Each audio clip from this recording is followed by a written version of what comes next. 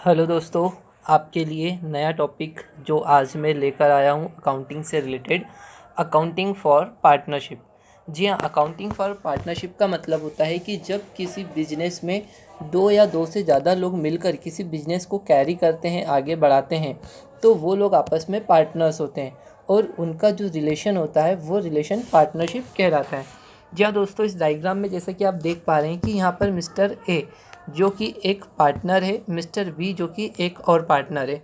तो इन दोनों का जो रिलेशनशिप है, this relationship is called is partnership. मतलब कि दो या दो से ज़्यादा लोगों के बीच में जो रिलेशनशिप होता है, उस रिलेशनशिप को हम लोग पार्टनरशिप के नाम से जानते हैं। तो यहाँ पर एक सरल शब्दों में अगर मैं इसकी डेफिनेशन की बात करूँ तो हम लोग क्या बोलते हैं, the relationship between two or more person. मतलब या तो दो बंदे होंगे या एक थर्ड बंदा और हो सकता है, दो या दो से ज़्यादा बंदे, दो या दो से ज़्यादा लोगों के बीच के जो रिलेशनशिप होते हैं, हम वहाँ की बात कर रहे हैं। तो the relationship between two or more person who have agreed, वो क्या है, एग्रीड है, to share the profit, profit को बांटने के लिए, ऑफ बिजनेस।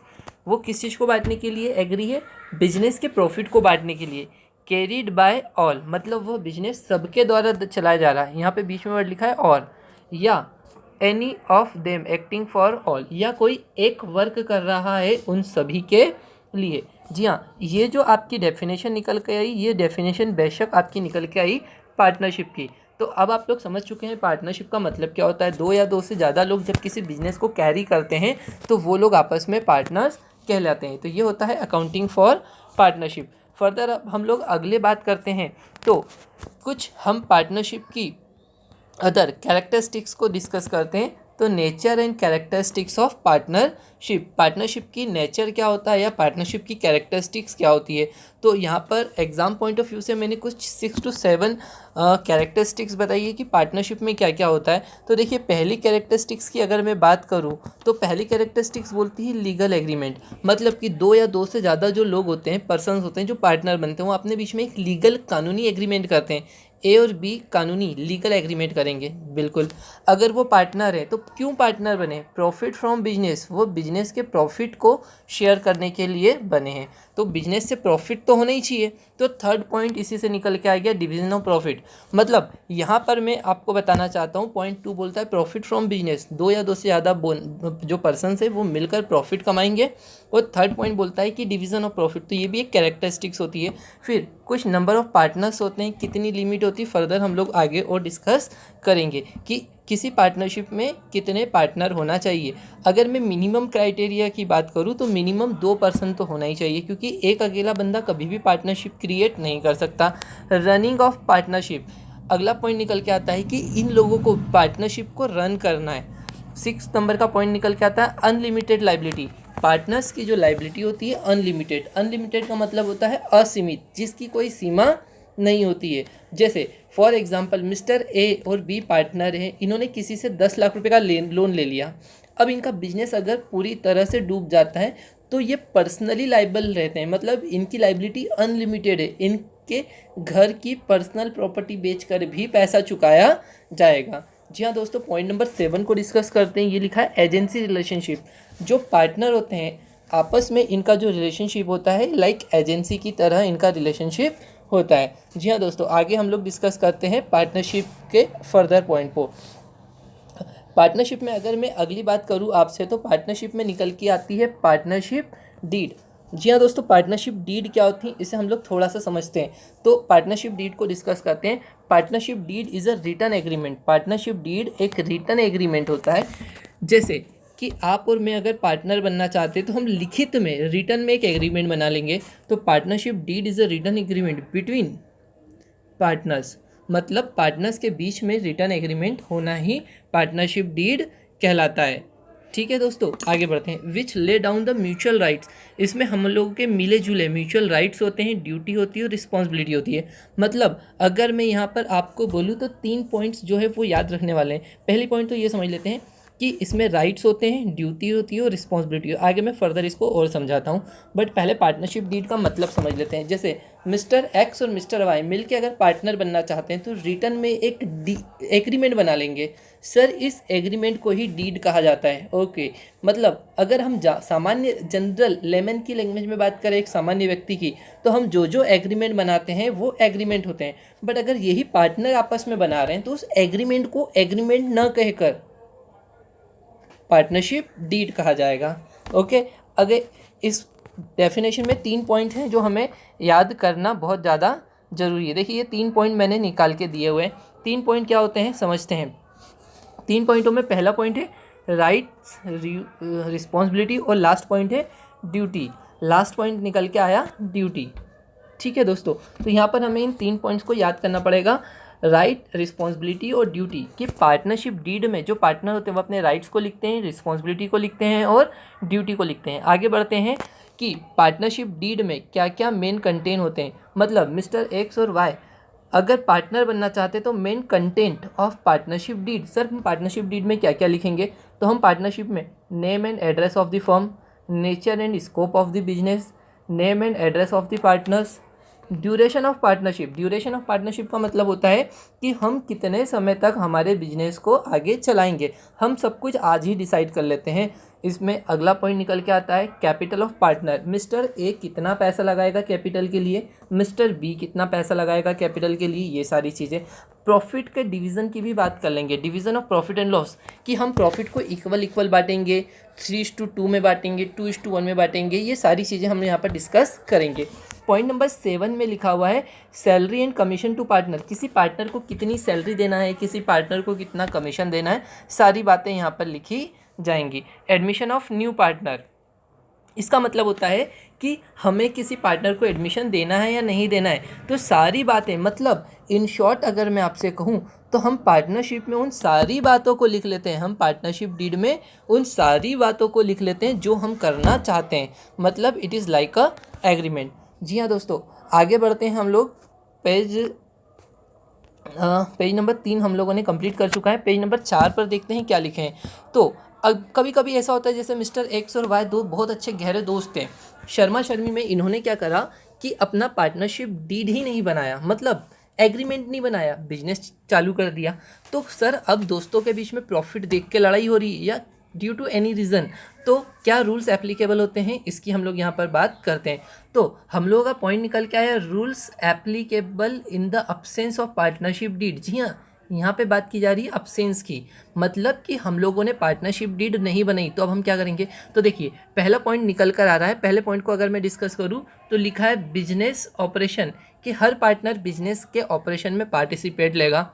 हम किसी पार्टनर को बिजनेस में पार्टिसिपेशन करने से रोक नहीं सकते।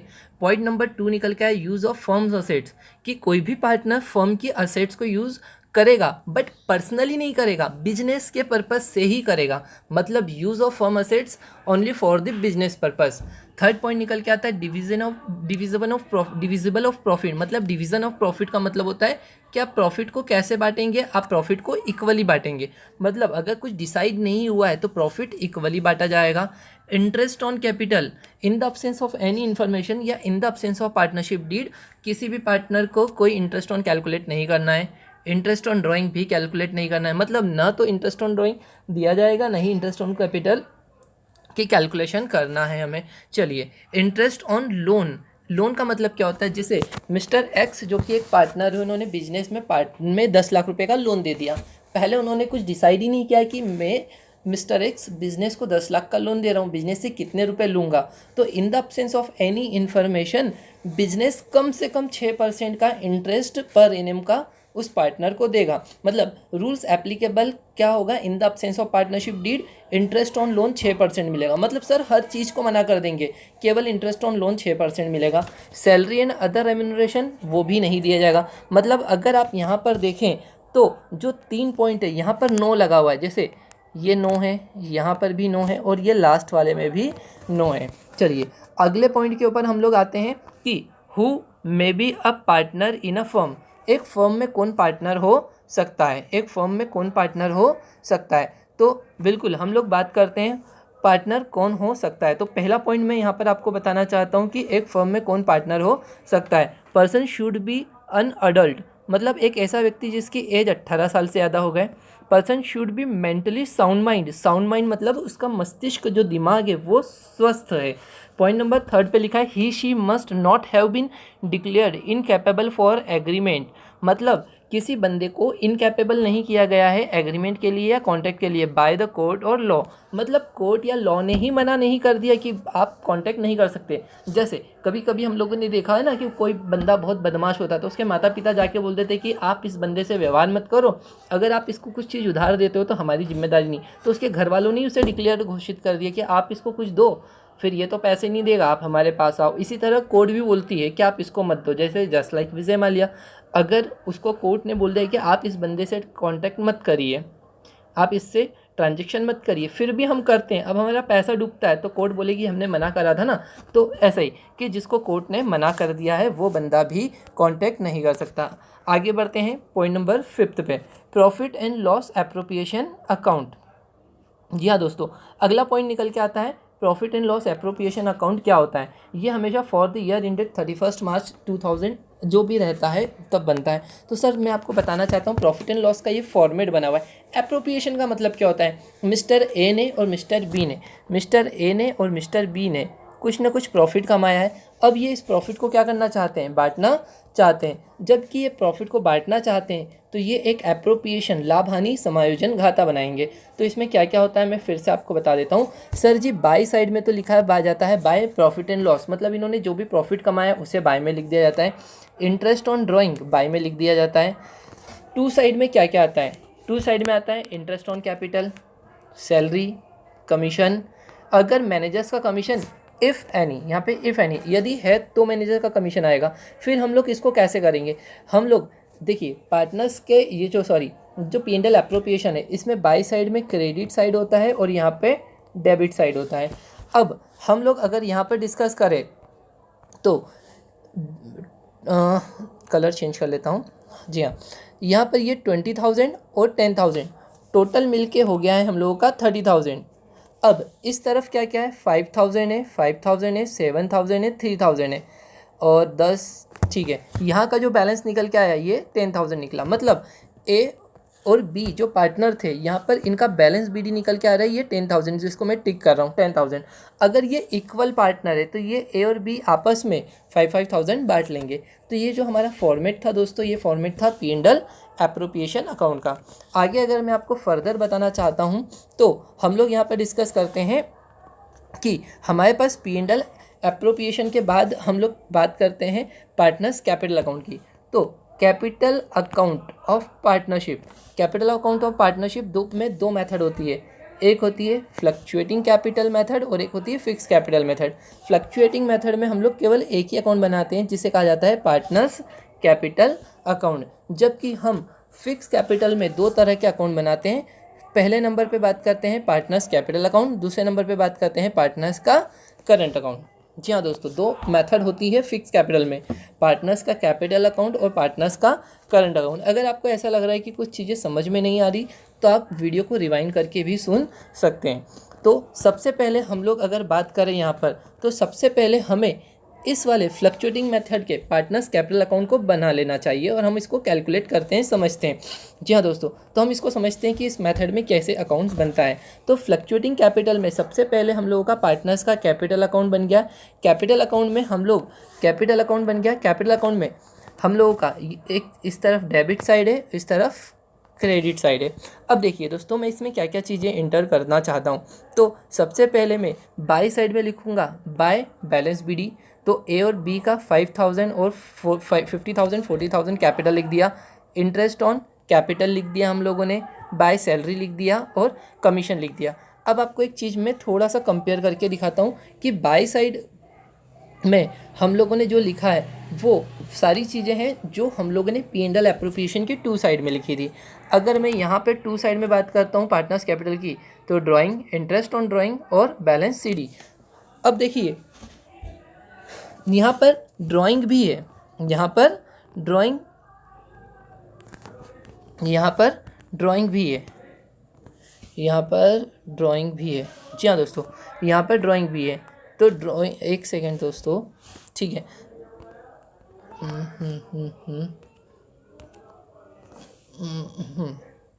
जी हाँ, यहाँ पे टू साइड में ड्राइंग है, टू साइड में इंटरेस्ट ऑन ड्राइंग है, मतलब ड्राइंग और इंटरेस्ट ऑन ड्राइंग यहाँ पर टू साइड में निकल कर आती है।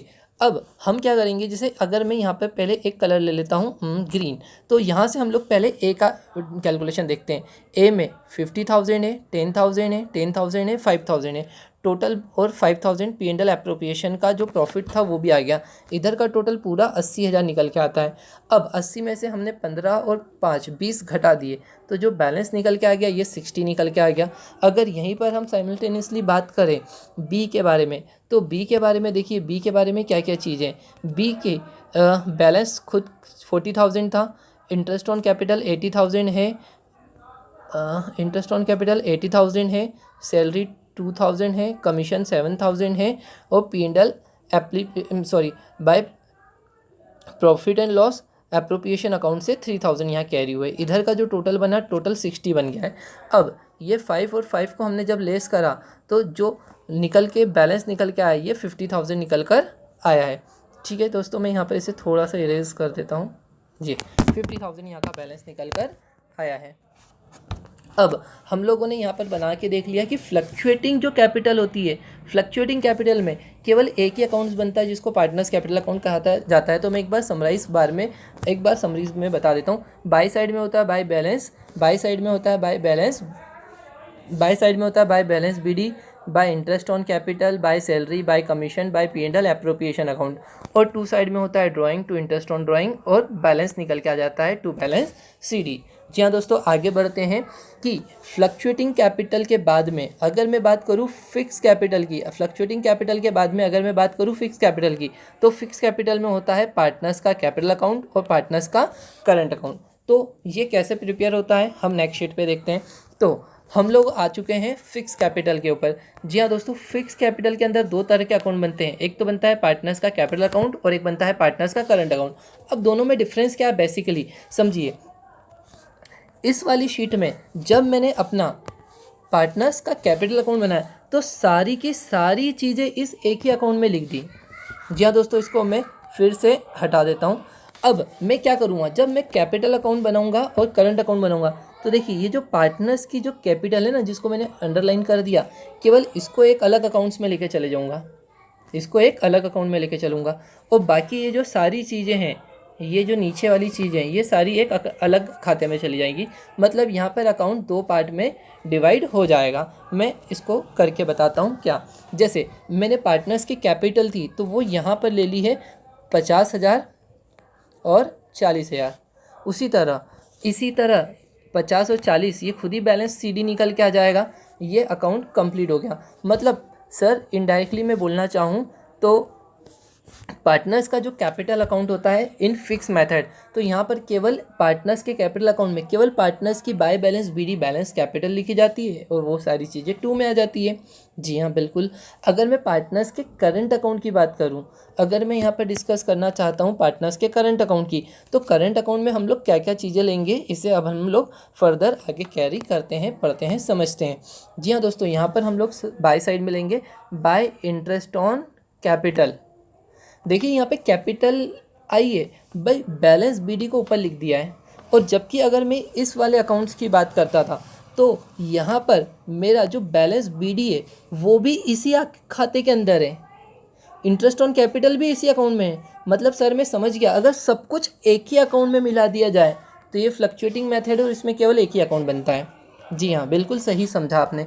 और अगर फिक्स मेथड की बात करता हूँ, तो फिक्स मेथड में कैपिटल को अलग निकाल दिया जाता है, इंटरेस्ट ऑन कैपिटल को अलग निकाल दिया जाता है, सैलरी को अलग, कमीशन को अलग, P&L के प्रॉफिट को अलग, और इधर बाई साइड में से मैं इधर टू साइड का इंटरेस्ट ऑन ड्राइंग को और ड्राइंग को और इंटरेस्ट ऑन ड्राइंग को लिस्ट करता हूँ तो बैलेंस CD निकल के आ जाता है 10,000। जी हाँ, ये था ओवरऑल हम लोगों का पूरा पार्टनरशिप का चैप्टर। अगर बोला जाए तो ये वैसे तो MP बोर्ड में चैप्टर नंबर 2 है, कि बेसिक फंडामेंटल ऑफ अकाउंटिंग या बेसिस ऑफ अकाउंटिंग कि हम लोग पूरी तरह से इसको डिस्कस करते हैं। तो इन शॉर्ट में समरी 1 मिनट में बोल देता हूँ। 2 या 2 से ज़्यादा लोग मिलकर जब किसी बिजनेस को कैरी करते हैं तो वो लोग तो आपस में पार्टनर होते हैं, बट उनका जो रिलेशनशिप होता है वो रिलेशनशिप पार्टनरशिप कहलाता है। इसके बाद में हम लोगों ने डिस्कस करा कि पार्टनरशिप की कैरेक्टरिस्टिक्स क्या होती है। तो हमने पार्टनरशिप की कैरेक्टरिस्टिक्स को डिस्कस करा। फिर हमने डिस्कस करा पार्टनरशिप डीड क्या होता है। इसमें 3 पॉइंट राइट, ड्यूटी और रिस्पॉन्सिबिलिटी को हम लोगों ने डिस्कस कर लिया। इसके बाद अगर फर्दर हम लोगों ने डिस्कस करा था main content of partnership deed. Partnership deed में क्या होता है, फर्म का नाम एड्रेस होता है, name and address of partner होता है, स्कोप होता है, नेचर होता है, कैपिटल होती है, ड्यूरेशन वगैरह होती है, सैलरी, एडमिशन। तो ये इन शॉर्ट हम जब एक बार बुक से पढ़ेंगे आप लोग तो आपको समझ में आएगा। इसके बाद अगर मैं फर्दर बात करूँ तो हम लोगों ने बात करी थी rules applicable in the absence of partnership deed. फिर हु मे बी पार्टनर, देखिए 18 साल का होना चाहिए, साउंड माइंड का होना चाहिए और किसी कोर्ट या लॉ ने उसको मना नहीं किया होना चाहिए, ऐसा बंदा पार्टनर बन सकता है किसी फॉर्म में। फिर ये बहुत सिंपल हम लोगों ने P&L एप्रोप्रिएशन के फॉर्मेट को समझा कि P&L एप्रोप्रिएशन का ये डेबिट साइड है और ये क्रेडिट साइड। और इसके बाद हम लोगों ने समझा कि कैपिटल अकाउंट कैसे क्या वर्क परफॉर्म करता है। तो कैपिटल अकाउंट 2 तरह से होता है, एक फ्लक्चुएटिंग मेथड होती है, एक फिक्स मेथड होती है। फ्लक्चुएटिंग मेथड में केवल एक ही अकाउंट होता है, इसे पार्टनर्स कैपिटल अकाउंट कहा जाता है, जबकि फिक्स कैपिटल में पार्टनर्स का कैपिटल अकाउंट और पार्टनर का करंट अकाउंट। फिर यहाँ पे हम लोगों ने इसके फॉर्मेट को भी दोस्तों इसी वीडियो में डिस्कस कर रखा है। इसके बाद में अगर मैं बात करूँ फिक्स मेथड की, तो फिक्स मेथड की फिक्स कैपिटल के अंदर सबसे पहला जो निकल के आया है पार्टनर्स का कैपिटल अकाउंट और फिर सेकंड निकल के आया है पार्टनर्स का करंट अकाउंट। तो ये था ओवरऑल पूरा बेसिक हम लोग का पार्टनरशिप। दोस्तों अगर आपको ये वीडियो पसंद आया हो तो इसे लाइक, कमेंट और शेयर करें। Thank you very much.